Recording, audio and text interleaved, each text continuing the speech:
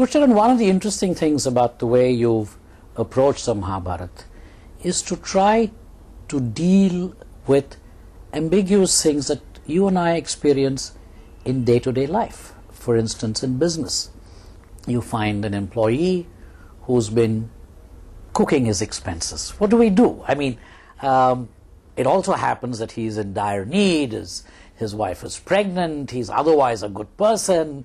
Do we sack him? I mean, those kinds of questions which are borderline difficult, but which all of us face day to day. You've attempted to kind of walk around them, confront some of them. Can you tell me more about this whole? Well, this is, that's my background. I worked for, I may have studied philosophy in the university, but I went into business like you, and I had a business career.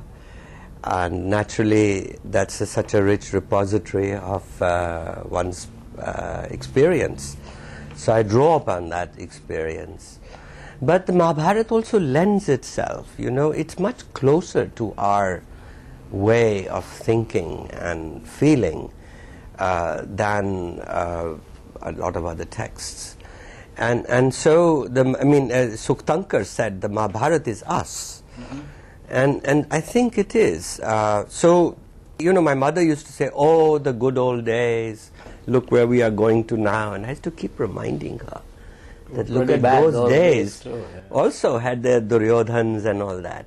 So we haven't changed, essentially. Morally, we have not really So the human condition is pretty much the same as it was 2,000 years in terms of ethical issues. Yes, I think it's not, we haven't had, ethical issues do not lend themselves like natural science to solutions like 2 plus 2 equals 4. Do you think the new sciences of neurobiology, evolutionary biology, they will be able to actually help us? Because you've made references to those things. Will they actually help build a scientific theory of morality? Well, whether they'll go that far, but I can certainly say that they're wonderful insights, which explain, for example, to me, the explanation of how Yudhishthira changes from the moment when he's in the forest, telling Draupadi that, he's not going to go back and fight for his kingdom because he's given his word that he is going to abide by his oath. He has lost the game of dice.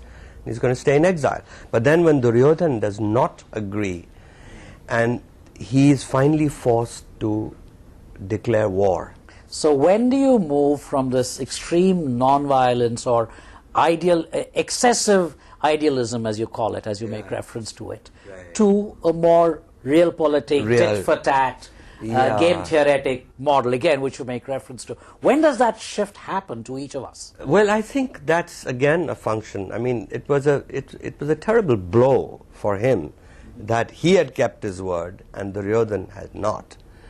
And so when you deal with an adversary who plays by a different set of rules. Exactly. And the tit for tat is not a sort of negative. It's not. Because no, the first, in reciprocal altruism, which comes out of evolutionary biology, the principle is that you show the world a happy face, a nice face, meaning you do the first good act.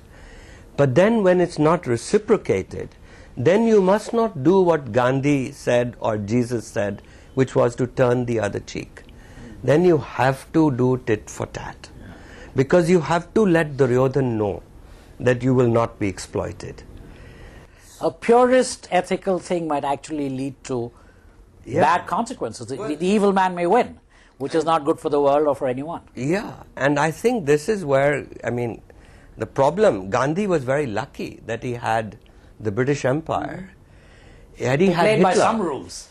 If Hitler was his adversary, he would have no chance turning the other And he cheek. might not have chosen that path, by the way. Being a pragmatic person, he might have gone Yudhishthira-like, evolved into a different way. Tell me something. But in the case now with Pakistan, I was thinking, this declaration that Manmohan Singh has been criticized for, in which Balochistan has been concluded.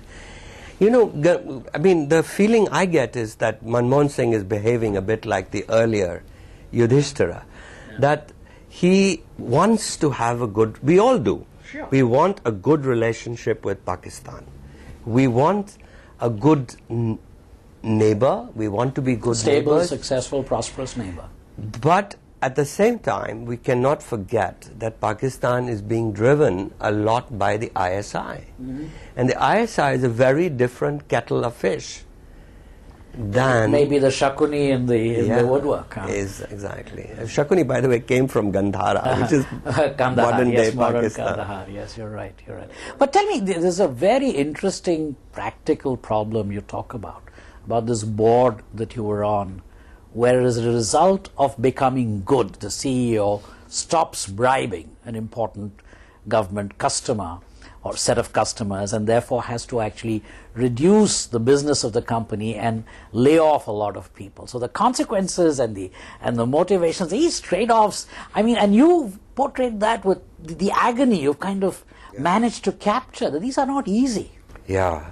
I mean, I was on the board of this company, and we admired this CEO for what he did, but he lost business, and half the employees had to be finally I think that is maybe one of the great lessons of this book. Yeah. You know, when we come back, Gurcharan, I'd like to talk a little bit more about this whole Senator McCain's point of view, which is that don't torture, because being good in this case is also being smart. And how far can we push that, and where does that break down? Maybe there are times when being good and being smart do collide, but maybe 9 out of 10 times they don't. I'd like to talk a little bit more about that when we come back. When Narendra Modi won, I really appealed to him in one of my columns to ask forgiveness of the Muslims.